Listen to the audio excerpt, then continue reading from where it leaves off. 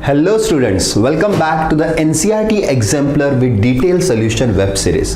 तो मैं हूं आपका दोस्त doctor Ravindra Dhote, director of doctor Dhote research academy Latur.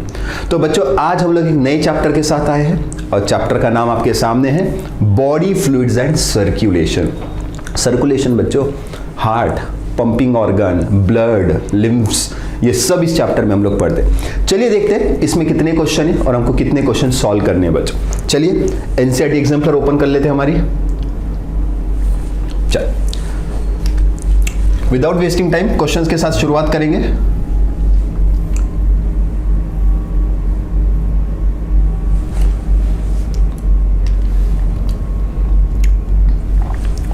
चलिए बच्चों क्वेश्चन पढ़िए।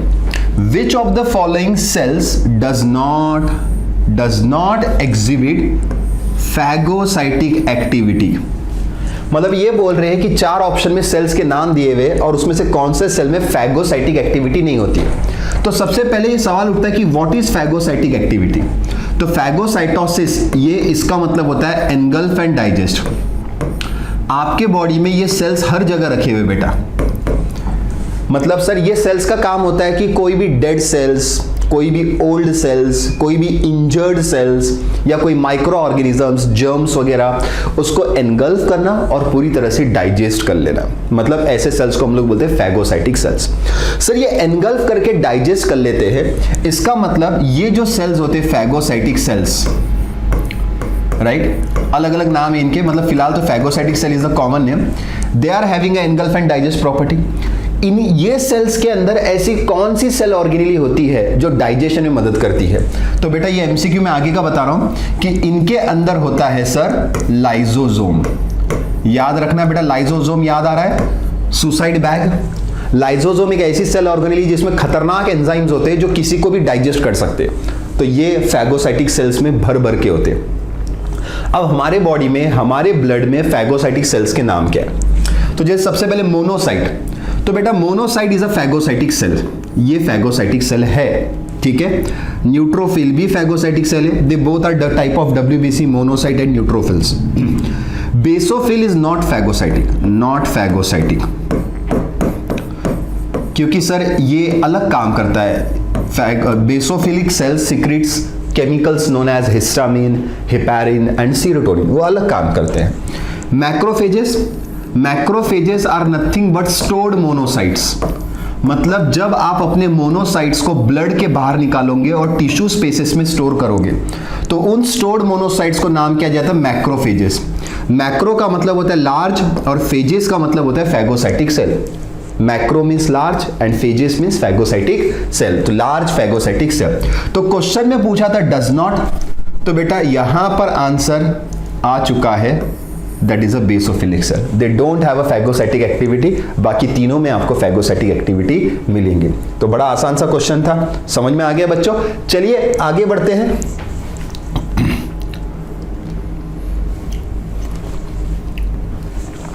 One of the common symptoms observed in people infected with dengue fever. Dengue ये नाम हम सबने सुना है। डेंगू मच्छर के काटने से होने वाली एक बीमारी है और मैं आपको बता दूं ये एक वायरल इन्फेक्शन है। ये actually health and disease chapter में आता है बेटा, उधर भी थोड़ा सा ही नाम दिया है, लेकिन डेंगू ये बीमारी इतनी आम बीमारी हो चुकी है आजकल, तो इसका नॉलेज हमको होना चाहिए। So dengue is a viral infection और सर ये मॉस्किटो बाइट से होता है, मच्छर के काटने से होता है। तो बरसात के दिनों में जैसे मच्छर बहुत पैदा होते हैं तो सर इसलिए हमको मच्छर से बचना पड़ता है, क्योंकि मलेरिया, डेंगू ऐसी बीमारी इससे फैल रही है। अब डेंगू का सर्कुलेशन चैप्टर से क्या लेने देना। जब ये वायरस आपकी बॉडी पे अटैक करता है तो ये आपके बॉडी के जो प्लेटलेट्स हैं उसको बहुत कम कर देता है। Significant decrease in the platelet count. याद रखना, डेंगू बोले तो प्लेटलेट काउंट कम होता है, ये हमेशा याद रखना। और एक और जानकारी के लिए बता देता हूं, मलेरिया में आरबीसी काउंट कम होता है। मलेरिया में किसका काउंट कम होता है? आरबीसी। अगर there is a decrease in RBC तो you have to think about the malaria. लेकिन फिलहाल क्वेश्चन डेंगू का है तो प्लेटलेट काउंट डिक्रीज होगा। ये वायरस प्लेटलेट्स को डिस्ट्रॉय करेंगे और धीरे धीरे प्लेटलेट काउंट डिक्रीज होगा। अगर प्लेटलेट हद से ज्यादा कम हो गया बेटा, what is a normal platelet count? Sir कुछ 1.5 लाख 1.5 लाख से 3.5 लाख पर क्यूबिक मिलीमीटर ऑफ ब्लड, ये नॉर्मल प्लेटलेट काउंट है। अगर आपका प्लेटलेट 20,000 25,000 इतना कम हो गया पर क्यूबिक मिलीमीटर ऑफ ब्लड, तो मरने के चांसेस ज्यादा हो जाते हैं। डेंगू से लोग मरते हैं बेटा, लेकिन डेंगू में कौन से सिम्टम से मरते हैं? प्लेटलेट्स की कमतरता की वजह से। तो प्लेटलेट रहना बहुत जरूरी है। अगर प्लेटलेट हद से ज्यादा कम हो गया तो डेंगू में ये लोग प्लेटलेट्स चढ़ा भी सकते हैं। जैसे हम लोग ब्लड सप्लाई करते हैं वैसे प्लेटलेट सप्लाई कर सकते हैं। कुछ मेडिसिन आती है जिससे प्लेटलेट काउंट इंक्रीज किया जाता है। वैसे बोला जाता है कि डेंगू के अंदर जो अपना पपैया होता है, पपैया के जो लीव्स होते हैं, पत्ते, उसका जूस पीना चाहिए, तो ये वायरस को थोड़ा थोड़ा डीएक्टिवेट करता जाता है बेटा। ठीक है, तो ये जस्ट एक जनहित में जारी इंफॉर्मेशन मैंने दे दी। फिलहाल तो आंसर था significant decrease in the platelet count. ठीक है बच्चों, चलिए आगे बढ़ते हैं।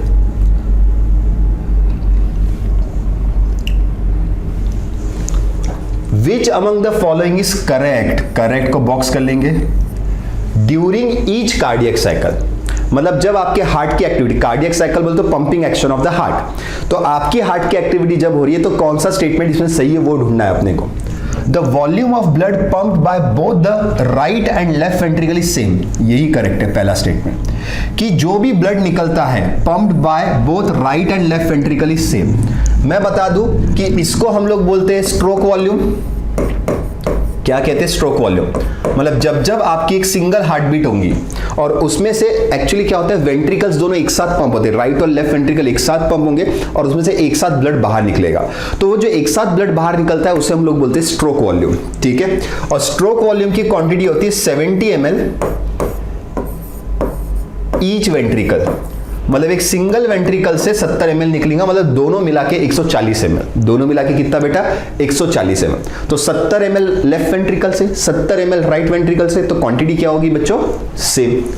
अब देखिए पहला स्टेटमेंट सही है। दूसरा, the volume of blood pumped out by right and left ventricle is different, गलत। Volume of blood received by each atrium is different, नहीं। दोनों एट्रिया, मतलब राइट एट्रिया और लेफ्ट एट्रिया में एक साथ ब्लड आता है। राइट एट्रिया में ब्लड आता है from the whole body, deoxygenated blood, और लेफ्ट एट्रिया में ब्लड आता है फ्रॉम द पल्मोनरी वेन्स, मतलब ऑक्सीजनेटेड ब्लड आता है फ्रॉम द लंग्स। और दोनों में जब ब्लड गिरता है राइट और लेफ्ट एट्रिया में, वो एक ही बराबर होता है, एक ही क्वांटिटी में होता है, डिफरेंट क्वांटिटी नहीं रहती है। ठीक है, so volume of blood receive by aorta and pulmonary artery is different, नहीं। देखो बेटा, राइट वेंट्रिकल से जब ब्लड निकल रहा है तो पल्मोनरी आर्टरी लेके जाती है, और लेफ्ट वेंट्रिकल से जब ब्लड निकलता है तो अओर्टा लेके जाती है। तो देखो यहां पे क्वेश्चन में कि अओर्टा ये किसका कंटिन्यूएशन है? Left ventricle. और पल्मोनरी आर्टरी ये किसका कंटिन्यूएशन है? Right ventricle. राइट वेंट्रिकल और लेफ्ट वेंट्रिकल से ब्लड सेम क्वांटिटी में निकल रहा है, ये हमने पहले स्टेटमेंट में देखा, दैट इज 70 ml। तो अओर्टा में भी 70 ml रहेगा और पल्मोनरी आर्टरी में भी क्या रहेगा बेटा? 70 ml। तो वो डिफरेंट कैसे हुआ? वो क्या होना चाहिए था बेटा? Same.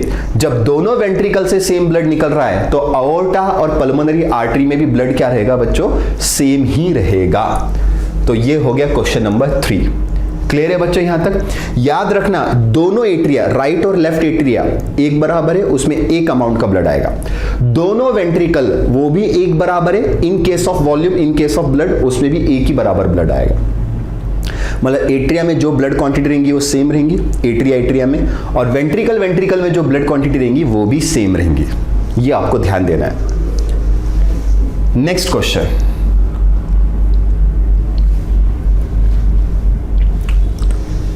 Cardiac activity could be moderated by the autonomous neural system. Correct है कि भाई आपकी जो हार्ट की एक्टिविटी है वो नर्वस सिस्टम के कंट्रोल में है और ऑटोनॉमिक नर्वस सिस्टम की भी कंट्रोल में है।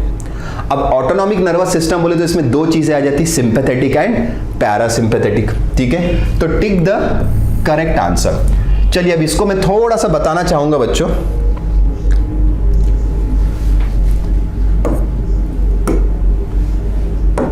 तो ध्यान देंगे, जैसे कि हम बात कर रहे हैं हार्ट एक्टिविटी की,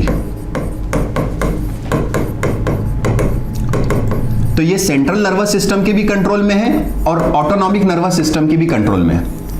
लेकिन ऑटोनॉमिक नर्वस सिस्टम में दो चीजें चलती है, एक होता है सिंपैथेटिक नर्वस सिस्टम और दूसरा होता है पैरासिम्पैथेटिक नर्वस सिस्टम। अब मैं एक शॉर्टकट तरीका बताता हूं इसको याद रखने का। हमेशा याद रखना, सिंपैथेटिक नर्वस सिस्टम कब एक्टिवेट होता है?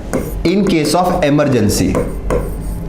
आपकी कोई भी इमरजेंसी है, मतलब आपके पीछे शेर लग गया, कुत्ता लग गया, इमरजेंसी है, आप नीट एग्जाम में बैठे, कुछ याद नहीं आ रहा है, इमरजेंसी है, नहीं भगवान करे ऐसा ना हो बच्चों, आपको सब याद है, आपने जो पढ़ा वही क्वेश्चन है और आपको आउट ऑफ मार्क्स मिले, मेरी दुआ है।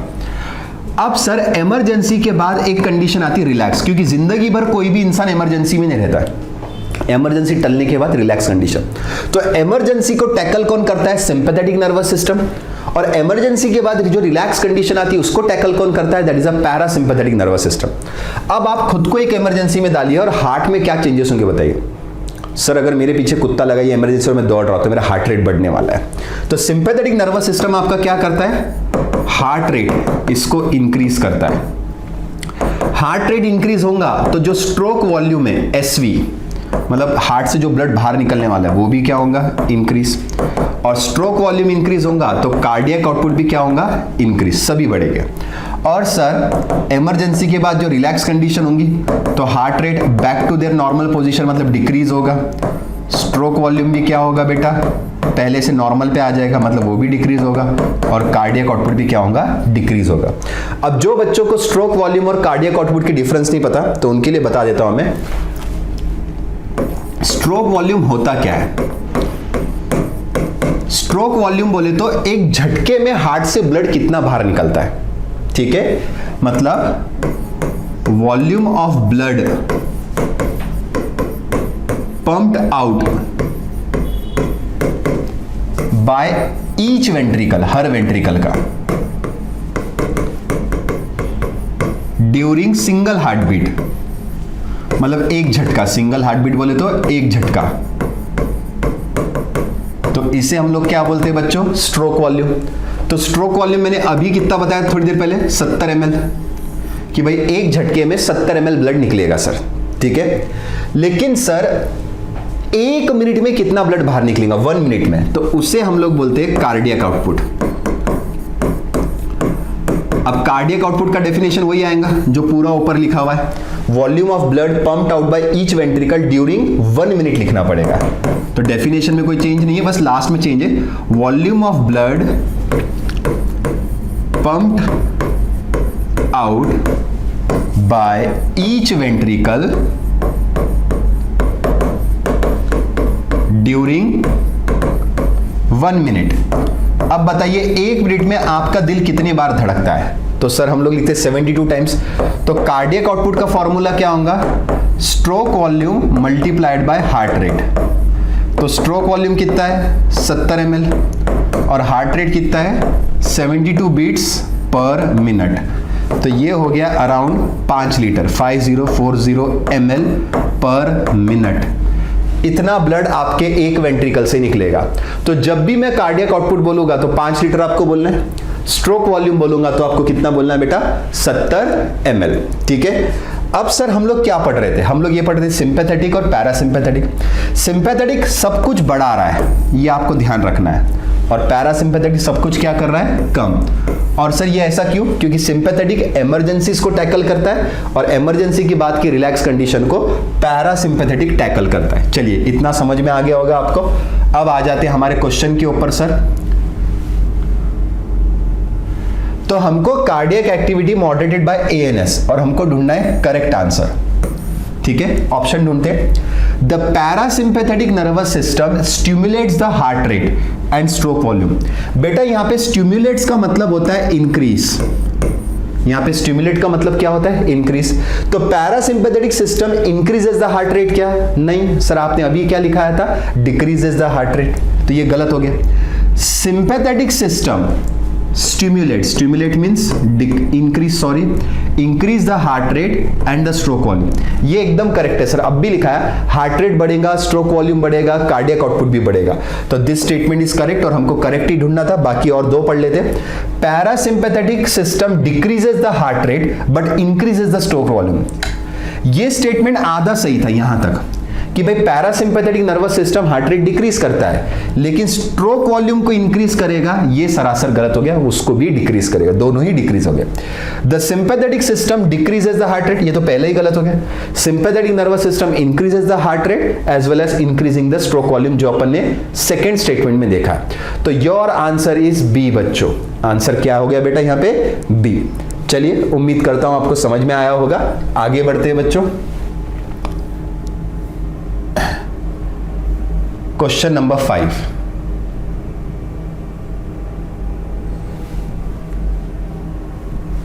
चलिए ध्यान दीजिए बच्चों।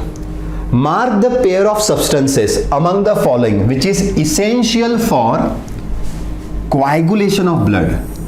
मतलब नीचे आपको जोड़ी जोड़ी में दिए हुए पेयर ऑफ सब्सटेंसेस और उसमें से आपको ढूंढना है कि कौन सी जरूरत की चीजें in the blood coagulation process.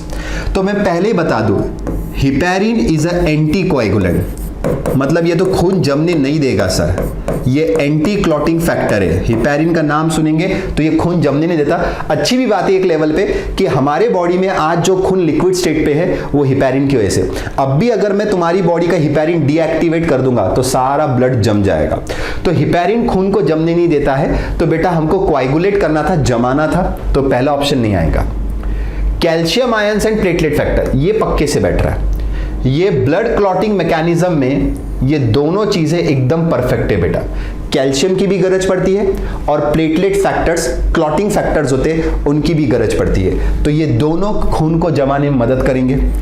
ऑक्जेलेट्स and सिट्रेट्स, बेटा मैं इनके बारे में थोड़ा सा बता दूं एक ही मिनट में। ये दोनों भी एंटी कोएगुलेंट है, एंटी क्लॉटिंग एजेंट्स है, जो हम लोग ब्लड बैंक में इस्तेमाल करते हैं। बेटा हम लोग जब खून डोनेट करते, ब्लड डोनेट करते, तो वो ब्लड बैंक में स्टोर करते हैं ना। तो ब्लड बैंक में भी क्या होता है, केमिकल्स डाला जाता है खून में ताकि खून जमे ना। तो वो कौन से केमिकल्स डालते हैं, ऑक्जेलेट्स एंड सिट्रेट्स, हमेशा आप याद रखेंगे। प्लेटलेट फैक्टर एंड हिपैरिन, इधर फिर से हिपैरिन आ गया करके स्टेटमेंट क्या हो गया बेटा, गलत। तो ब्लड क्लॉट करने के लिए, खून को जमाने के लिए बच्चों कैल्शियम, प्लेटलेट फैक्टर ये जरूरी है। अब इसके अलावा अगर आपको कल को क्वेश्चन में कुछ और आ जाता है तो वो भी कैल्शियम आयन, प्लेटलेट फैक्टर्स के अलावा और कौन चीजें जरूरी हो सकती है, तो सर विटामिन के जरूरी हो सकता है। ये आपको याद रखना है कि vitamin K is required for the formation of prothrombin in the liver. Prothrombin एक क्लॉटिंग फैक्टर है जिसको बनाने के लिए विटामिन के का होना जरूरी है। मतलब कल को सेम क्वेश्चन आएगा ऐसे नहीं बोल सकते ना, चेंज भी हो सकता है, ऑप्शन चेंज हो सकते हैं। तो कैल्शियम तो जरूरी है, प्लेटलेट फैक्टर भी जरूरी है और विटामिन के भी जरूरी है। ये आपको याद रखना पड़ेगा बच्चों, ठीक है। चलिए अब सर ये हो गया 5वां क्वेश्चन सॉल्व। आगे बढ़ते हैं सर। ना अगला क्वेश्चन है ईसीजी का। ECG depicts the depolarization and repolarization process during the cardiac cycle। बच्चों मैं बता दूं, डीपोलराइजेशन मतलब कॉन्ट्रैक्शन एक्टिविटी होती है और रीपोलराइजेशन मतलब क्या होती है, relaxation.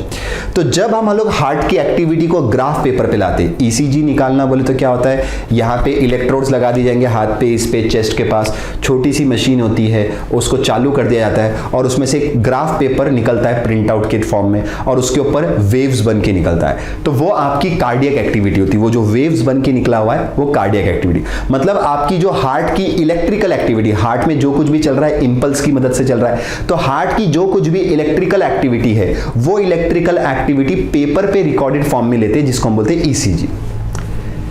In the ECG of normal healthy individual, one of the following wave is not represented। मतलब ECG में बहुत सारे वेव्स है लेकिन कौन सी वेव नहीं है। डीपोलराइजेशन ऑफ एट्रिया ये वाली है, P वेव रिप्रेजेंट करती है depolarization of atria. Repolarization of atria के लिए कोई सेपरेट वेव नहीं है, अलग से वेव नहीं है। तो आंसर आपका ये रहेगा क्योंकि नॉट पूछा गया था। डीपोलराइजेशन ऑफ वेंट्रिकल्स के लिए रिप्रेजेंट होता है QRS कॉम्प्लेक्स।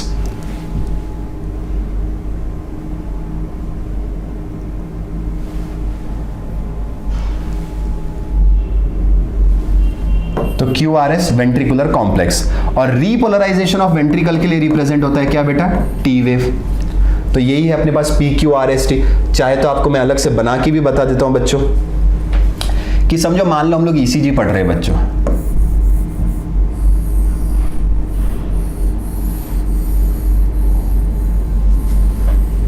पिक्चर में बताते थे ना, ऐसा आवाज आती थी T T T T T T T, right. मतलब जब तक लाइनें टेढ़ी मेढ़ी है तब तक जिंदगी चल रही थी, जैसी सीधी होगी लाइनें, जिंदगी खत्म।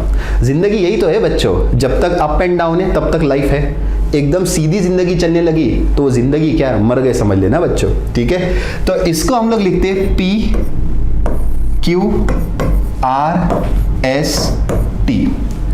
अब हमारी जो कार्डियक साइकिल है उसमें अलग अलग चीजें, atrial systole, ventricular systole, joint diastole ऐसा हम बोलते हैं। तो जो पी वेव है वो एट्रिया को रिप्रेजेंट करती है, एट्रियल सिस्टोल। सिस्टोल बोलते हो डीपोलराइजेशन आप लिख सकते हैं। और जो QRS है यहां से लेकर यहां तक, QRS ये पूरा रिप्रेजेंट करता है बेटा वेंट्रिकुलर डीपोलराइजेशन या वेंट्रिकुलर सिस्टोल आप लिख सकते हैं, ठीक है। और टी वेव रिप्रेजेंट करता है क्या, वेंट्रिकुलर रीपोलराइजेशन। तो सर मुझे एक चीज समझ नहीं आ रही है, एट्रिया कॉन्ट्रैक्शन है, वेंट्रिकुलर कॉन्ट्रैक्शन है और वेंट्रिकुलर का रिलैक्सेशन भी है। तो एट्रिया के रिलैक्सेशन के लिए अलग से वेव क्यों नहीं बनी?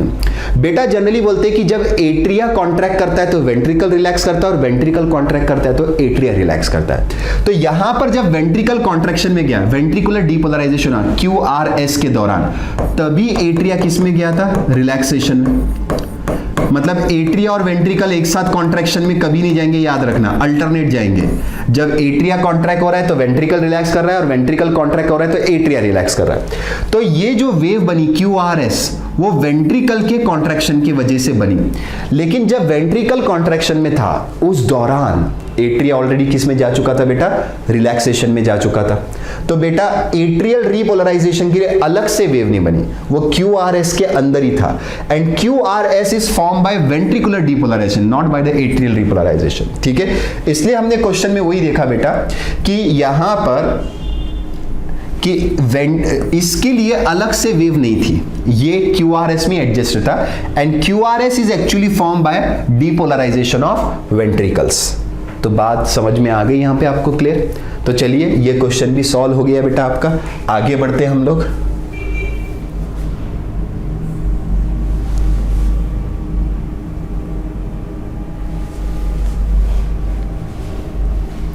Which one of the following type of cells lack nucleus? बहुत सिंपल क्वेश्चन है, ठीक है। Answer is first erythrocyte. Erythrocyte बोले तो बेटा आपका आरबीसी। आरबीसी में न्यूक्लियस, माइटोकॉन्ड्रिया, एंडोप्लाज्मिक रेटिकुलम कुछ नहीं होता है बेटा। मतलब they don't have any cell organelle, they have only haemoglobin. तो बेटा कल को यहाँ पे लैक न्यूक्लियस या लैक माइटोकॉन्ड्रिया भी आता तो आंसर में आरबीसी लिखता है, इरिथ्रोसाइट। बाकी न्यूट्रोफिल, इओसिनोफिल, मोनोसाइट ये तीनों किसके टाइप है, डब्ल्यूबीसी। एंड डब्ल्यूबीसी के पास सारे सेल ऑर्गेनेलीज होते हैं, उसके पास हीमोग्लोबिन नहीं होता है, but they have nucleus, mitochondria, endoplasmic reticulum, ribosomes वगैरह एटसेट्रा सब कुछ रहेगा बेटा। तो बेटा याद रखना erythrocyte RBC they don't have any cell organelle, they have only the hemoglobin। सिर्फ उनके पास क्या है बेटा, हीमोग्लोबिन रहेगा। चलिए यहां तक हो गया, सिंपल क्वेश्चन था बहुत। Next, which one of the following blood cell involve in antibody production? बहुत आसान है, तो आंसर है यहां पे B lymphocytes. Actually lymphocytes these are the very important cell for the defense mechanism, immune system का रोल प्ले करते हैं। अब lymphocyte में दो टाइप है, B lymphocyte एंड T। देखो इनके नाम ऐसे क्यों पड़े, B stands for bone marrow, T stands for thymus gland। B stands for bone marrow, मतलब ये सेल्स बोन मैरो में मैच्योर होते हैं, और T stands for thymus gland, ये सेल thymus gland में मैच्योर होते हैं। B lymphocyte संभालते हैं आपकी ह्यूमरल इम्यूनिटी। कौन सी इम्यूनिटी बच्चों, ह्यूमरल। ह्यूमर मतलब लिक्विड, आपके बॉडी में जितनी भी लिक्विड्स है उसका डिफेंस मैकेनिज्म इनके हाथ में। और ये कैसे डिफेंस मैकेनिज्म कर रहे हैं, by making the antibodies. Antibodies this are the protein molecules which helps in the defence. T lymphocyte generally संभालते हैं आपकी सेलुलर इम्यूनिटी। मतलब लिम्फोसाइट ने आपके बॉडी को दो हिस्सों में डिवाइड कर दिया कि आपकी बॉडी दो चीजों से बनी हुई, एक cells, variety of cells, millions of cells, और दूसरा लिक्विड सेल्स के बने हुए सिक्रीशन। तो सेल्स और लिक्विड्स को अगर डिफेंस मैकेनिज्म दे देते तो पूरी बॉडी ऑलरेडी कवर हो जाती है, राइट। आरबीसी और न्यूट्रोफिल तो इसके अंदर नहीं आएगा, तो एंटीबॉडी प्रोडक्शन बी लिम्फोसाइट आपको ध्यान में रखना है। ओके चलो आगे बढ़ते।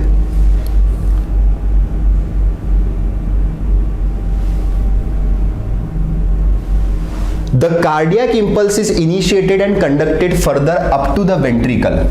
मतलब इंपल्स का कंडक्शन पूछा जा रहा है बेटा, up to the ventricle, the correct sequence of conduction of impulse is, simple है, SA node, AV node, AV bundle, Purkinje fibres, खत्म। कहां मिल रहा है ये, SA node, AV bundle, Purkinje fibres, इस तरह से चलता है। आपको चाहिए तो एक डायग्राम बना के बता देता हूं बच्चों में, ठीक है। मान लेते हैं कि ये हमारा ऐसा हार्ट है, कंडक्टिंग सिस्टम पढ़ना पड़ता है इसके लिए पूरा।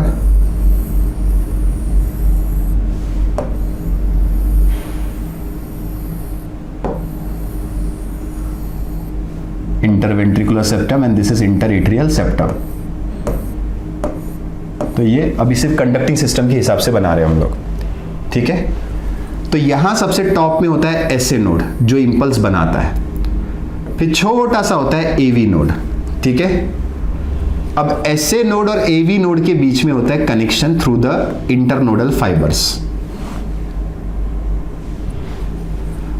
अब ये एवी नोड से निकलता है एवी बंडल, जिसके दो ब्रांचेस होते हैं, बंडल ब्रांचेस बोलते हैं, और वो राइट और लेफ्ट वेंट्रिकल में चले जाते हैं। तो मैं लेबलिंग कर देता हूं पहले। This is S A node, this is A V node,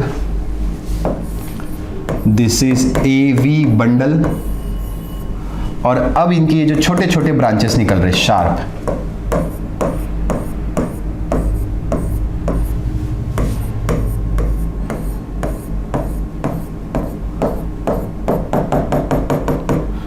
इन छोटे छोटे ब्रांचेस को हम लोग क्या बोलते हैं बेटा, परकिंजे fibres. So this is a simple sequence, right, कि सर इंपल्स यहां से बनेगा, एवी नोड की तरफ जाएगा, एवी बंडल की तरफ जाएगा, नीचे जाएगा और वेंट्रिकल्स में जाएगा, रिस्पेक्टिव वेंट्रिकल्स में, ठीक है। So this is the conducting system of the heart, ठीक है। एक बनाएगा, बाकी के सब लोग क्या करेंगे बच्चों, कंडक्ट करेंगे। तो सिंपल हो गया, तो कोई कंफ्यूजन नहीं sir, answer is going to be the C, क्योंकि बाकी कोई सीक्वेंस उसमें मैच नहीं कर रही, सब आगे पीछे है बेटा, ठीक है। चलिए अगले क्वेश्चन पे जाते हैं।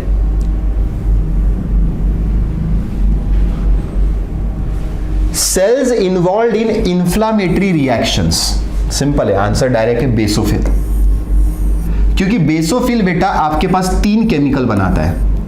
एक है हिस्टामिन, दूसरा है सीरोटोनिन, और तीसरा है हिपैरिन। तो हिपैरिन के बारे में तो अभी बता चुका हूं, that is a anti clotting agent, तो हिपैरिन बेसोफिल ने बनाया। अब इसमें से जो हिस्टामिन है यही इंफ्लामेटरी केमिकल है। इन्फ्लामेशन बेटा बोले तो सूजन, मतलब ये केमिकल किसी को भी छू ले तो उसमें सूजन आ जाती है। अब हिस्टामिन एक और काम करता है, दैट इज रेस्पॉन्सिबल फॉर वासोडाइलेशन, मतलब ब्लड वेसल का डायमीटर बढ़ाने में काम करता है। सीरोटोनिन उसके उल्टा काम करता है, दैट इज अ वासो कंस्ट्रिक्शन, ब्लड वेसल का डायमीटर ये कम करने में मदद करेगा। और हिपैरिन तो मैं बता चुका हूं sir, this is anti clotting, ये क्या काम करेगा बच्चों, एंटी क्लॉटिंग। तो basophil inflammatory reaction, why, because they have a chemical known as a histamine. कभी भी इंफ्लामेशन तो हिस्टामिन, बेसोफिल, ऐसा आप याद रखेंगे, ठीक है। चलिए तो यहां तक कंसेप्ट क्लियर है, आगे बढ़ते हैं नेक्स्ट क्वेश्चन की तरफ।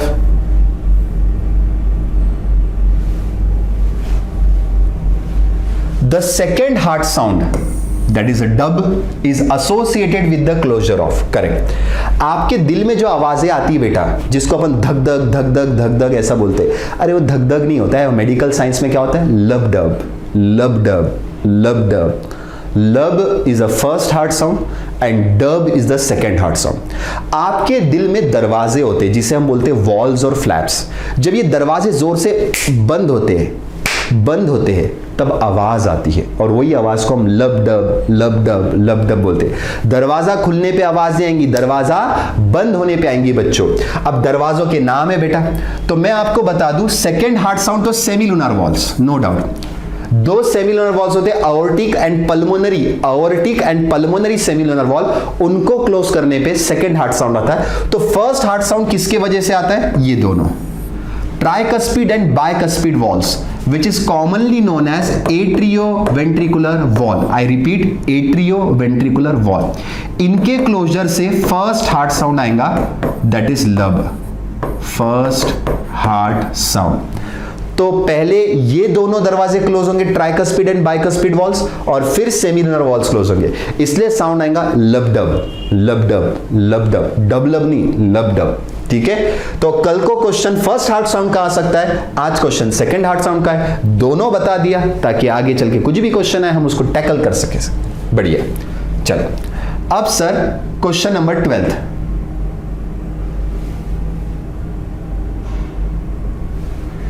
Which of the following correctly explains the phase or event in cardiac in a standard electrocardiogram?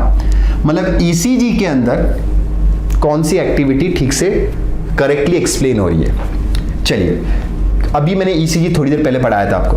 QRS complex indicates the atrial contraction. चलिए मैं एक काम करता हूं, ECG फिर से बता देता हूं आपको प्रीवियस। ये देखो बेटा, पी वेव क्या रिप्रेजेंट कर रहा है? एट्रियल सिस्टोल और एट्रियल डीपोलराइजेशन।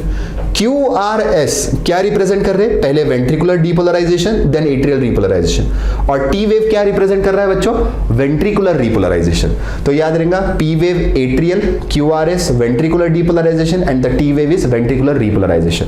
अब बस इसके हिसाब से आंसर सॉल्व करना है। देख लो बेटा क्या आंसर बेटर है। सो QRS complex indicates atrial contraction, नहीं वेंट्रिकुलर कॉन्ट्रैक्शन। मतलब ये क्या हो गया? गलत, और हमको करेक्ट ढूंढना है। क्या ढूंढना है? Correct. QRS complex indicates ventricular contraction, हाँ ये सही है। वेंट्रिकुलर कॉन्ट्रैक्शन को वेंट्रिकुलर डीपोलराइजेशन ऐसा शब्द दे सकते हैं, आपको ध्यान रखना है। The time between S and T represents atrial systole ना।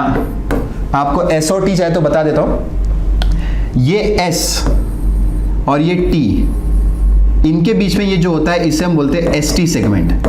तो क्वेश्चन में लिखा हुआ है कि इट रिप्रेजेंट्स एट्रियल सिस्टोल, नहीं, ये ज्यादा से ज्यादा वेंट्रिकुलर सिस्टोल रिप्रेजेंट कर सकता है क्योंकि QRS के कंटिन्यूएशन में, QRS के कंटिन्यूएशन में। तो बेटा एट्रिया का तो सवाल नहीं आएगा बिल्कुल भी यहाँ पे। तो पहला भी गलत हो गया, दूसरा सही है, तीसरा भी गलत हो गया। P wave indicates the beginning of ventricular contraction, सरासर गलत। पी वेव इंडिकेट करेगा एट्रियल कॉन्ट्रैक्शन, तो this is also false. So only one statement is correct. लेकिन ये स्टेटमेंट सही या गलत है उसके लिए आपको ECG का परफेक्ट नॉलेज रहना क्या है बेटा? जरूरी है। तो यहां तक समझ में आ गया बच्चों? चलिए आगे बढ़ते हैं नेक्स्ट क्वेश्चन की तरफ। क्या ढूंढना है बच्चों? देखिए, which of the following statement is incorrect? तुरंत बॉक्स बना देने का, तुरंत अंडरलाइन करने का। Which of the following statement is incorrect? तो चलिए देखते हैं। A person of O blood group has anti-A and anti-B antibodies in his blood plasma. ये एकदम करेक्ट स्टेटमेंट है बेटा कि जो भी O ब्लड ग्रुप वाले लोग रहते हैं, O ब्लड ग्रुप एक्चुअली इसको जीरो ब्लड ग्रुप बोलते हैं। अगर इसके बारे में मैं थोड़ा सा लिखा दूं पहले आपको, ब्लड ग्रुप जनरली अपने पास कितने होते हैं बेटा? 4। और ब्लड ग्रुप्स आपके RBC के सरफेस पे एंटीजन और प्लाज्मा में एंटीबॉडी इस पे डिसाइड होते हैं बेटा। ठीक है, तो चलिए उनके नाम देख लेते हैं। जैसे ब्लड ग्रुप A है तो RBC के सरफेस पे एंटीजन A रहेगा, लेकिन एंटीबॉडी रेसिप्रोकल होती है तो B रहेंगी स्मॉल। ब्लड ग्रुप B है तो एंटीजन क्या रहेगा? B, लेकिन एंटीबॉडी क्या रहेंगी? Small a। Antibody is always opposite. Blood group AB है तो एंटीजन A रहेगा, एंटीजन B रहेगा, लेकिन there will be no antibodies, nil. और ब्लड ग्रुप O है तो O ब्लड ग्रुप में क्या रहता है? There is no antigen. O का मतलब एक्चुअली जीरो है, नो एंटीजन रहेगा, लेकिन एंटीबॉडी क्या रहेंगी सर? दोनों भी रहेगी। ये कंसेप्ट पहले ये समझ लो कि ब्लड ग्रुप के नाम एंटीजन पे पड़े कि एंटीबॉडी पे पड़े? तो सर एंटीजन पे पड़े। ब्लड ग्रुप के नाम हमेशा RBC के सरफेस पे जो एंटीजन रहेगा उसके ऊपर पड़ेंगे। तो A एंटीजन है तो A blood group, B antigen है तो B। और एंटीबॉडी हमेशा उल्टी रखो। अगर सिमिलर एंटीबॉडीज रखेंगे तो एंटीजन एंटीबॉडी कॉम्प्लेक्स बन जाता है। अगर A एंटीजन है, अगर मैं एंटीबॉडी A रख दूं तो ये आपस में कोलैबोरेट कर लेंगे, कॉम्प्लेक्स बना देंगे और फिर RBC को बस्ट कर देंगे। RBC को क्या कर देंगे बेटा? बस्ट। तो पहले इतना एक शॉर्टकट में याद रखो, इसके ऊपर से अपन क्वेश्चन सॉल्व कर सकते हैं बच्चों। देखिए, a person with O blood group has anti-A, anti-B antibodies. ये करेक्ट है, मैंने कहा था, ठीक है। लेकिन हमको क्या ढूंढना है बच्चों? Incorrect. A person of B blood group can't donate blood to the person of A blood group, बराबर है ना। बी वाला ए को खून नहीं दे सकता क्योंकि दोनों में एंटीजन्स अलग अलग है। एंटी ब्लड देते समय हमेशा एंटीजन का ध्यान रखना। मेरा ब्लड ग्रुप ए है तो मुझको ए वाले का ही चलेगा, मतलब देते समय एंटीजन मैच होनी चाहिए, एंटीजन सेम होनी चाहिए बेटा, ये हमेशा ध्यान रखना है आपको। तो सर ये वाला सही है, ये वाला क्या हो गया sir, a person of blood group can't donate लिखा तो ये भी सही हो गया स्टेटमेंट। हमको ढूंढना है क्या है, incorrect. Blood group is designated on the basis of presence of antibodies in the blood plasma, गलत, ये वाला गलत है। Blood group always designated on the basis of antigen, अब भी बताया था एंटीजन के भरोसे पे नामकरण होगा बेटा। A person of A B blood group is a universal recipient, correct है। ए बी वाले को किसका भी खून चलता है, मैं तो बोलता हूं ए बी वाले ब्लड ग्रुप खून चूसने वाले होते हैं। क्यों बेटा, क्योंकि इसके पास ए एंटीजन भी है और बी एंटीजन भी है। ब्लड ग्रुप में कुल मिला के 2 एंटीजन होते हैं और वो दोनों भी उसके पास प्रेजेंट है, तो अब इसको किसका भी खून जम सकता है। क्योंकि मैंने अभी अभी कहा कि खून देते समय एंटीजन का ध्यान दिया जाता है। सामने वाले के पास अगर सेम टू सेम एंटीजन है, खून दे दो कोई रिएक्शन नहीं होगी, लेकिन अगर उसके पास दूसरा एंटीजन निकला तो रिएक्शन होगी। तो A B blood group is a universal recipient because they don't have any problem with any blood group, क्योंकि they have both the antigens, they have both the antigen. तो your answer will be C, this is your answer, क्योंकि हमको incorrect ढूंढना था बच्चों। ठीक है, चलिए आगे बढ़ते हैं।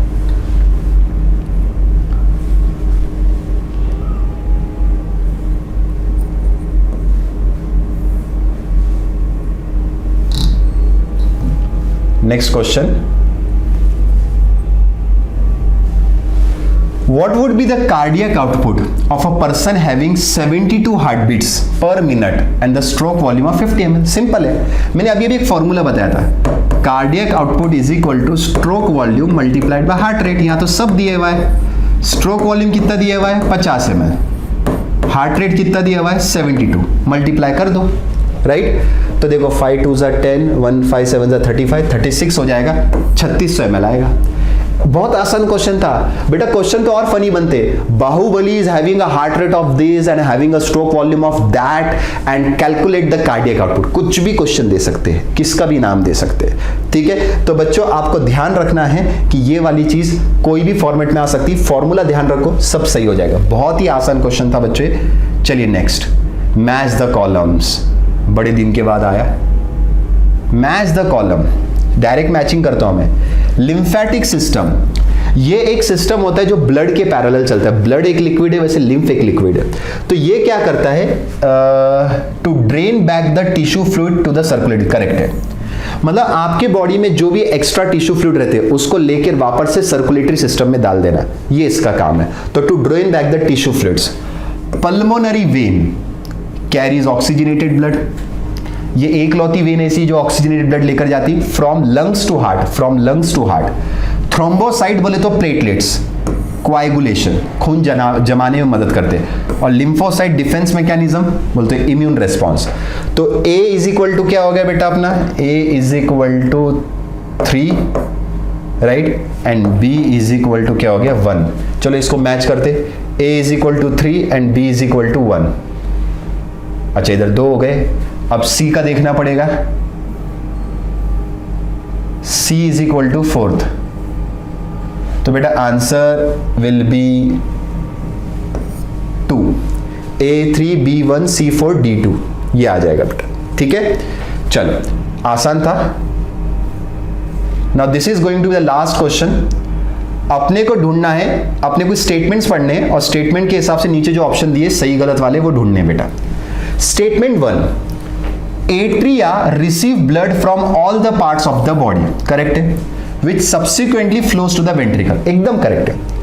आपके जो एट्रिया है उसमें पूरी बॉडी का ब्लड आता है और वो ब्लड वेंट्रिकल्स में फ्लो होता है, ये मान्य है। पहले एट्रिया में आता है, एट्रिया से बॉडी में जाता है। तो पहला स्टेटमेंट एकदम करेक्ट है। स्टेटमेंट 2, एक्शन पोटेंशियल मतलब impulse generated at SA node sinoatrial node passes from atria to ventricle, ये भी करेक्ट है कि जो एक्शन पोटेंशियल जो इंपल्स बनता है एसए नोड पे, तो एसए नोड एट्रिया में होता है। अब जो इंपल्स बना वो नीचे वेंट्रिकल्स में भी जाएगा through the AV node, AV bundle, Purkinje fibre, अभी अपन ने बनाया था ना कंडक्टिंग सिस्टम, तो ये स्टेटमेंट भी करेक्ट है। अब ऑप्शन क्या पढ़ते हैं बेटा, action mention in statement 1 is depend on the action mention in statement 2।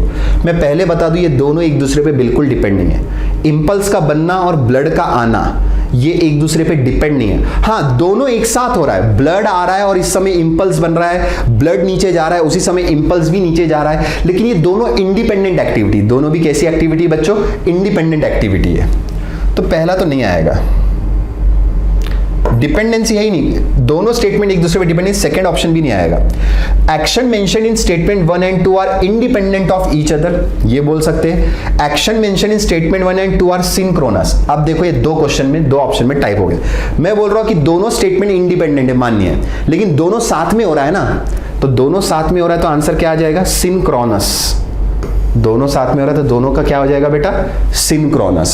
अगर दोनों डिपेंड होते कोई ना कोई तो ए या बी में से आंसर आता, तो मैंने पहले बोल दिया इंडिपेंडेंट है। तो इंडिपेंडेंट बोलने के बाद क्या हो जाता है कि फिर थर्ड ऑप्शन पे ध्यान जाता है। लेकिन एक अच्छी आदत होती है अच्छे स्टूडेंट की कि चारों ऑप्शन पढ़ा। जब मैंने चौथा ऑप्शन पढ़ा मुझे पता चला कि दोनों एक्टिविटी साइमल्टेनियसली चल रही है, ब्लड का जाना और इंपल्स का भी जाना, तो सिंक्रोनस एक्टिविटी है, साइमल्टेनियस हो रही है, तो that's why answer will B 4।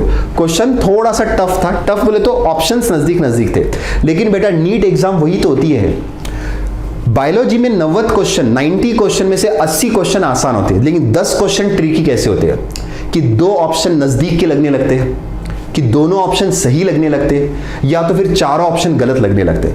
बेटा जिस दिन तुम दो सही में से ज्यादा सही, ध्यान से सुनेंगे बच्चों, दो सही में से ज्यादा सही और दो गलत में से कम गलत ढूंढना सीख लोगे, तब आपकी नीट क्रैक हो जाएगी। तो मैंने क्या कहा, दो सही ऑप्शन में से ज्यादा सही क्या है और दो गलत ऑप्शन में से कम गलत कौन सा है। जिस दिन ये आप सीख लोगे नीट क्रैक हो जाएगी। और इसको सीखने के लिए आपको एकदम कंसेप्चुअल अंडरस्टैंडिंग, डिटेल नॉलेज रहना जरूरी है। मैं मेरे तरफ से जितना आपको ज्ञान दे सकता हूं मैं बिल्कुल दूंगा बच्चों, मैं हमेशा आपके साथ हूं। चलिए आज का वैसे हमने टारगेट कंप्लीट कर लिया, बॉडी फ्लूइड्स एंड सर्कुलेशन यहां पे खत्म हो चुका है। बहुत जल्द मिलेंगे बेटा ऐसी इसको कंटिन्यू करते हुए अगले चैप्टर के साथ। तब तक के लिए बच्चों stay home, stay safe, stay connected. Thank you, tata, take care.